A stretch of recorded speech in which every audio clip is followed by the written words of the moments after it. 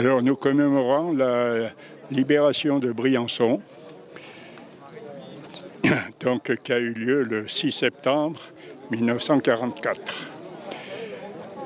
C'est une grande cérémonie.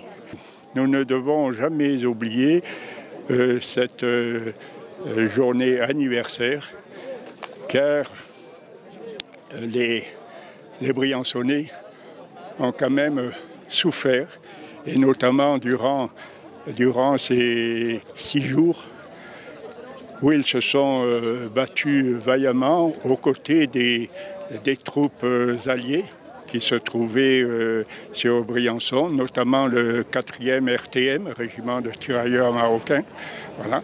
Et ainsi aidés par les maquis de Saint-Martin-de-Carrière, de Villars-Saint-Pancras, de Puy-Saint-André, de Fréjus, au-dessus du village du Bèze. Voilà.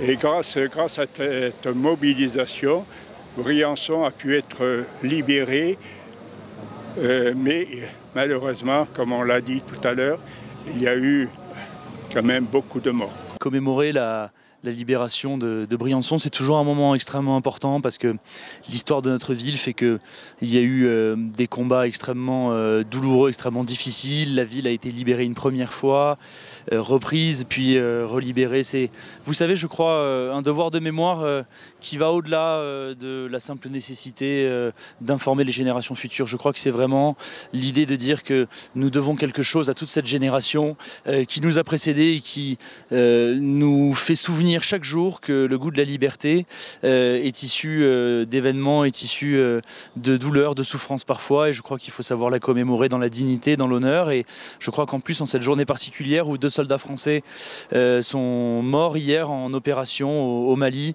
je crois que c'était important de leur rendre hommage et de se dire chaque jour que dans des théâtres extérieurs, loin de nos frontières, nos soldats défendent une certaine idée de la liberté, de la démocratie et quelque part de notre mode de vie. Et je crois que tout cela, il faut le dire, le redire, et c'est absolument pas désuet.